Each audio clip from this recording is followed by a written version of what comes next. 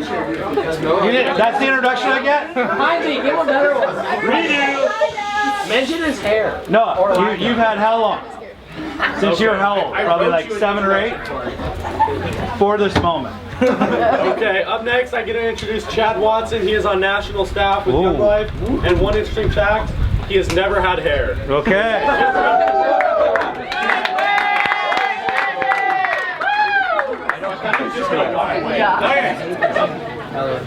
Chad the Dad! That's, wow, thank you for those 2 interesting factoids. Well, let me give you a couple more factoids. I am a born and raised West Salem guy. That's right. So, Brush College, elementary school. How many Brush College folks here? Okay, quite a few. Hey, where's my picture at when you walk in? It's on the right. Pretty far down the hall. Okay. They hit it. That's right. So you need to. I do have hair in that one, so that just proves your facts. If you go to Brush College, you'll see. You know, yeah, it was a young toupee for sure. Couple other interesting factoids. So yes, some of you I know at varying levels and for varying amount of years, but for Caleb and Ian, I've known them their whole life because I'm in fact their father. That's still debatable. Yeah, that's true. We're waiting on some tests. That's right. A couple other things. I was just like you at one point. Hard to imagine, but when it comes to Young Life and sitting, we never got to sit at a cool place like this. I can guarantee you that right now. But when I was a freshman in high school, a couple things. I had literally almost never been inside of a church. I think I've been maybe 1 time or 2 times to an Awanas. If anybody's ever went to one of those. And kind of what I remember about that is we were on these little scooters racing around and around and around, and that was kind of mostly it. So there was, when I started playing basketball in high school, my basketball coach happened to be a Young Life leader. Some of the guys on the team were going. So I started to go to Young Life. And it absolutely transformed my life, and that's why I love that you guys come. I love that you're here. I love the opportunity you have for so many things. I'm gonna try to speak over those frogs tonight, if I can. All right. The other thing is that literally, like right over this hill and kind of on the other side there, from West Salem High School on the football field, if you look this way and you see an orchard. They're up on the other side of West Hills kind of estates right there. That was my grandpa's farm. He had 20 acres, and my great-grandpa started a business in 1890 called Salem Tent and Awning. That's at the base of the bridge. You've probably driven by it, 8 million times. And one of the coolest things in the world was that he had all these natural springs, so he had his own creek. He had his own little ponds, and he had 2 great big ponds, and he raised rainbow trout. And so Roth's and Safeway and a place called Fit Seafood that used to be in West Salem would call him and say, hey, we want 50 pounds of fish, in the next couple days. And guess who woke up, real early in the morning and said, hey, you get to go out and catch 50 pounds of fish. Me and my younger brother. I mean, it was the greatest growing up of all time to get to go fishing, right, for free, learn, catch tons of fish, take them down to the market where they would be sold. And so fishing has always been something that I love, and it's always been quite a bit about who I am. And does anybody else fish here? Anybody else gone fishing? Yeah. Does anybody have like a really good quick 1 minute fishing story? Yeah, when you fell in. I got a good one. All right, here we go.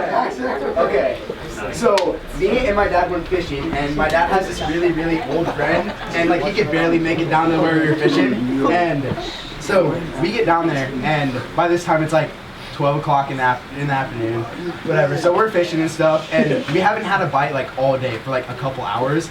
And so So finally he recasts out, and then his pole starts going down. So he's like, he's getting ready, and then it goes down real hard, and he's like yanks it up, and he's got a fish on, right? So he's reeling, he's like walking up and down the side of the bank. And then he gets over to like the rougher part of the bank, and he trips and falls and eats it. And now he's in the water. His fishing pole takes off, and it's like halfway into the middle of the river. And he's like, "Oh my gosh, what are we gonna do? What are we gonna do? I can't find my pole." And so I strip down into my underwear, go into 10-degree water, and get his pole. The fish is still on, so I'm like this, reeling in the fish halfway through water right here. Walk it up onto the deck or onto the bank, hand him the pole. He lands it, ends up being a salmon. We can't keep it. Wait, all of that, Story. no keeping it. Couldn't keep it. Fishing's pretty great like that, right? If you've never been fishing, the great part is like none of us know how much of that was true or not, right? Like, I'm not saying you were. I'm not saying it's not true. Okay, it's true. I believe it's true. Yeah, I got ran over. I gotta believe that sometime later it'll get to me more. Alright, let me tell you two fishing stories. Let me tell you two fishing stories. Alright? One, if you've ever been fishing, if you've ever tried to do something you love, you know there's good days and bad days. That ended up being a good day because they ended up catching it. Right? And sometimes it's just funny like how it works. So how many people have been to camp? You guys just did a little camp promo. You notice when you drive into camp, there's some lakes. Well, it happened that a few years ago, maybe myself and maybe a couple of the guys that are here. All right. Maybe Caleb and Zach. We stopped there with Zach's grandpa to do a little fishing.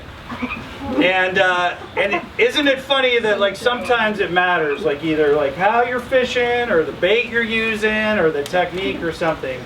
But we had these two guys who thought, hey, we're going to catch fish, and nobody likes either their dad or their grandpa to kind of outfish them. But it just so happened on this day, it was kind of my day. And so as I was fishing over here, I'm catching fish, catching fish, catching fish. And I look over at these guys, and they just keep throwing it out, reeling it in. They try this, they try that, and they don't get anything. So I take a little bit of pity on them, because dads kind of do that sometimes. I was like, hey, why don't you guys come take this spot, because it's the hot spot right here. And let's see how you do. Literally, okay, cast it out there, that's great, there's that wall, go ahead, all right, watch them a couple times, just keep doing it, I'm sure you'll get one. I walk over here in full view of them, right? First cast, out, got one, okay? Right in the exact same spot that they had been fishing the whole time. And I think there's times that in life, right, we feel like any number of those places, right? Sometimes you feel like life is going great and it's awesome. It's like you're catching fish the whole time. Sometimes it feels like you're over here, you're not getting anything. It's not working for you, right? And then you go where you think it's going to work, and all of a sudden it's like, well, that doesn't work now for me, so it must be me or something like that. And so here's what's really cool. I think it's why I like the Bible. I brought two tonight. When you're not a very good speaker, you bring two Bibles. I don't know if you know that. But that way, if one doesn't work, you get the other one out. And then it'll hopefully work. So Jesus, who you guys I think have been talking about and heard about, when he was walking the earth a couple thousand years ago, some of the people that followed him and became closest to him, actually the reason why we're all here today, you're going to find out, is some of this group of guys that you may have heard them. They're called disciples, which just meant that they were people that followed him very, very closely. Learned what he was like, learned what he did, and they believed all sorts of amazing things about him. So it literally flipped their lives upside down. Well, several of them were fishermen. And so I can remember reading about these guys for the first time going, hey, if there's fishermen following Jesus, right, like I think that's a guy that I could be interested in too, because I like fishermen. I like fishing. So let me share with you something out of the very end of Jesus' life. In fact, this is the last chapter of the last gospel, right? So this is the last account of Jesus and his life. And here's what it says. All these amazing things have happened. And so I don't know exactly what everybody's heard this year, but probably you've heard at camp, maybe you've heard someplace else. Maybe it is the first time tonight that you would hear something like this. That Jesus not only lived, that he died on the cross, right? You may have heard of that. But like this Easter thing that we just celebrated is about him coming to life again, which is unbelievable, which is amazing. And so what would you do if a guy that you had been following for 3 years had died and now he comes to life again? Well, here's what his friends did. They had already seen him multiple times, but then there came this day where they decided to just go back to fishing. Like, wait a minute. I mean, I love fishing, but if you've heard anything about Jesus and what he did in his life and miracles and the transformation and how much he loved people and all of this, like, wait, like, so you follow him for 3 years and then he comes back to life and you decide, I'm just going to kind of go back to my own life, that old life, the fishing life, and guess what? Apparently these guys aren't even good fishermen. Okay, it says that Peter says, I'm going fishing. All right, they replied, we'll go with you. So they went out and they got into the boat, and during the night they caught nothing at all. And do you ever feel like that for you? And I don't know, for some of you, you heard Jesus at camp. Some of you, you've grown up in a family where you've talked about Jesus. Some of you, it may be brand new. Okay? But as great as Jesus is, and as great as, like, there's these promises about Jesus, that he came to bring life and life to the fullest. Don't you find yourself at times just going, you know what? I'm going back to my old life. Okay? I'm going to go back to being the person I was before. I mean, I kind of followed him. I kind of checked him out. I heard some things about him. But really, I got this old life. And it's pretty comfortable. Like, I know how to do it. Like, I know how to sit in a boat and not catch anything all night long.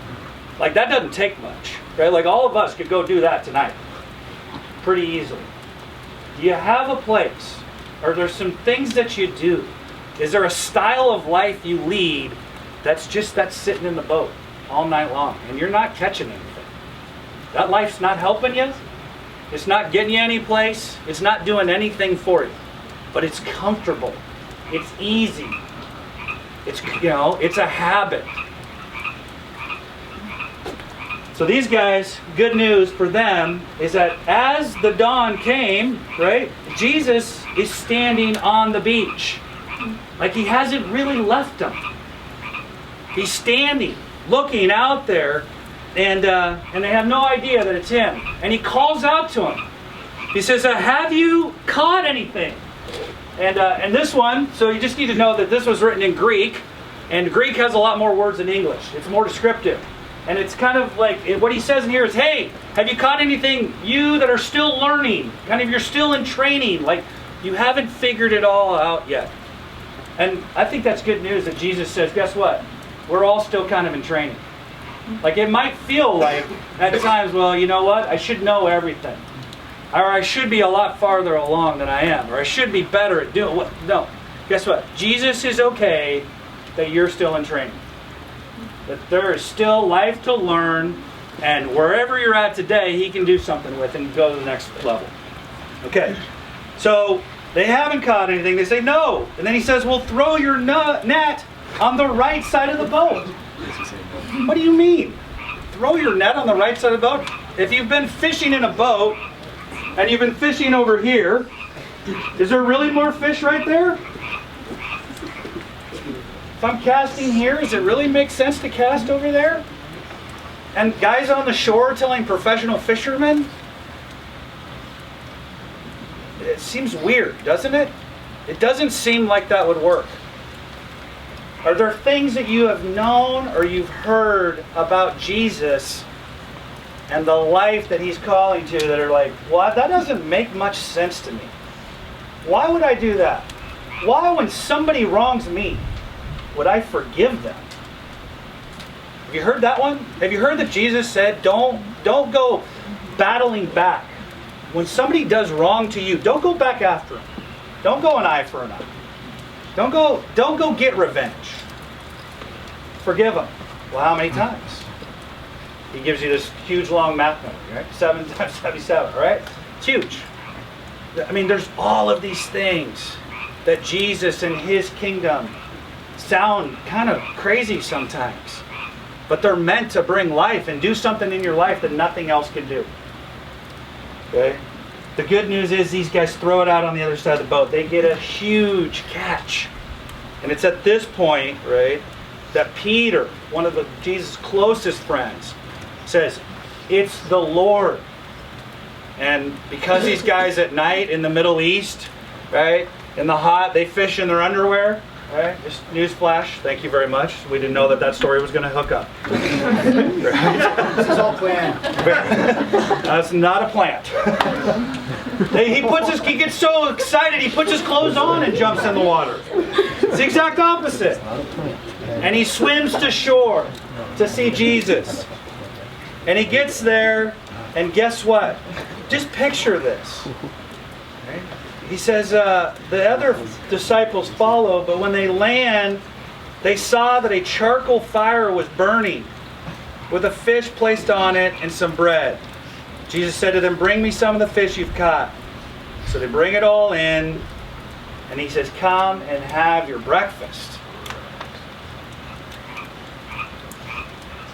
If you're out all night, and you're hungry, and you're not catching anything, and if has anybody ever been camping? I mean, bacon sizzling in the morning. Like, how hungry are you camping?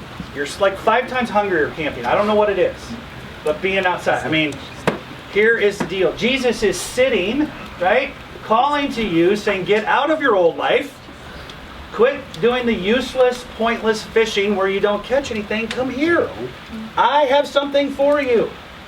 I want to sit with you. I want to be with you. I want to talk. Isn't that what we do around a campfire? I mean, this is awesome tonight, other than like burning my buns like crazy. Right? This, I mean, sitting around a fire is different. And Jesus has that for you. I got one last little bit that I want to share with this, because it isn't over yet. I'm switching Bibles. All right? Because this one explains the meaning of what Jesus said at that time. When he was, when it was written in Greek, it captures something that it's not captured in some of the others. So pretty quick, Peter and Jesus have this back and forth. And it says this, and just, you need to know on Peter. At times, he's Jesus' best friend, but at the time where Jesus needed him the most, he denied who he was and he walked away. He was the worst friend. He was a traitor. He had left him. That's not easy to live with, do you think? I don't know where the worst place you feel like you failed in your life. But to fail the Lord, and to feel like you walked directly away from him when he was looking at you, and you denied that he even existed, pretty painful. Right, so to be back in this place where they're talking is pretty amazing. So Jesus says to Peter, he says, do you have a love for me called out of your heart by my preciousness to you? A devotional love that impels you to sacrifice yourself for me. Have you ever had anybody talk to you like that about love? Like, if I just say, do you love me? That's one thing. But this depth of love is like, it's called agape, if you've heard of it. And it's the ultimate self-sacrificing love. I mean, it is a deep love, okay? It's the kind of thing that says, hey, I would die for you. I'll do anything for you. It's not me, it's about you. I'll do whatever. Okay? You consider yourself more precious and thus love me more than these. And then Peter replies, yes, Lord, as for you, you know positively that I have an emotional fondness for you.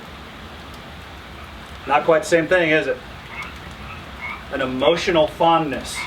Some of you are having an emotional fondness right now for Golden State. Some of you have an emotional fondness for ice cream. Right? Some of you have an right? It's just not the same thing.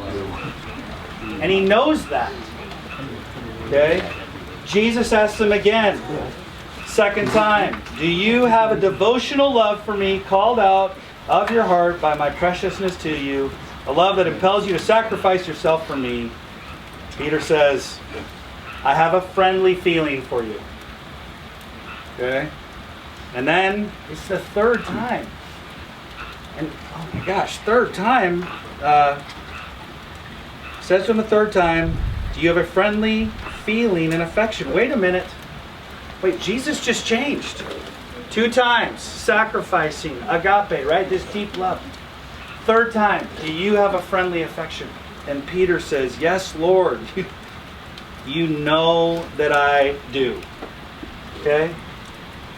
Long time, I didn't understand what that meant. I didn't realize that. I was like, why is Jesus doing that, right? He's asking him 3 times. Isn't that kind of painful after he denied him 3 times? Why is he doing that? And why is Jesus talking about this love that's here and Peter saying, all I've got is this? And then why did he change? But here's why I think it is. And see if this works in your life. I think it is because Jesus knew that that's what Peter could give. And Peter was being honest and said, guess what? I don't have that feeling for you. And Jesus says, you know what? You're being honest. And that's what you can offer. And that's what I'll take. And that's what I'll work with. Right?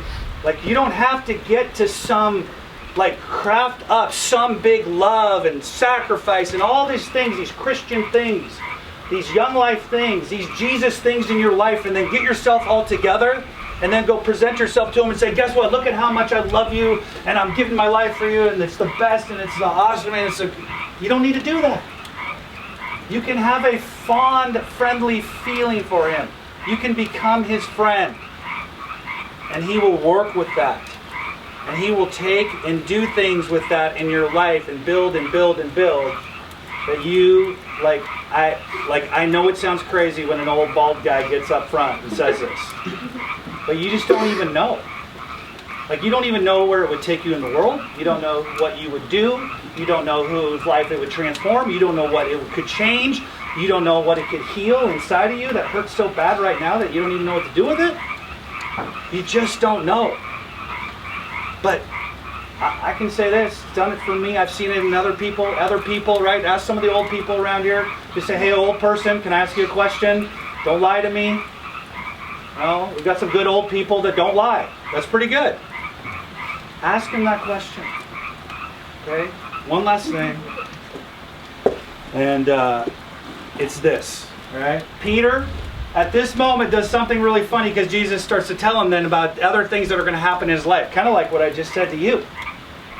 And hopefully I'll know some of you long enough that I'll be able to remind you of the day that I said to you. And I hope other people say it to you too. And if somebody isn't saying this in your life, what I just said, okay, we got to find them for you.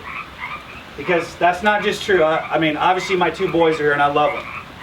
All right, and Zach knows I love him, right? And there's a lot of you are friends with them. You've been in our house, and I think you're great. Okay, Jo, love you. That's all right. Neighbor. Okay. Here's the deal. What I'm saying is true for each and every one of you. If I knew you, it'd be the same thing. Okay, it's not me. And it's not because I'm saying. It's because God's saying. It's because Jesus has that same deep love and a deep plan and wants to bring life to each and every one of you. And you all have the capacity to be the amazing people that you are and to do amazing things in this world with him. Okay? And so Jesus tells that to Peter, and he might as well be saying it to you. And then here's Peter's response. He looks over and there's a guy named John who's also Jesus' friend, and he goes, well, hey, what about him? Don't do the what about him, and don't do the what about her. It doesn't matter what they're catching or not catching, and what their life is like and what their life is not like. Because if you get distracted by that, and I think you're at the most difficult time of life to ever do this. Okay? Because everything you do and everywhere you go is never just like you, right? It's a reflection, and it's on social media, and it's here, and it's there, and it's everywhere of what that other person's life is like, and how much better, or this, or that, or whatever. And Jesus just says one thing.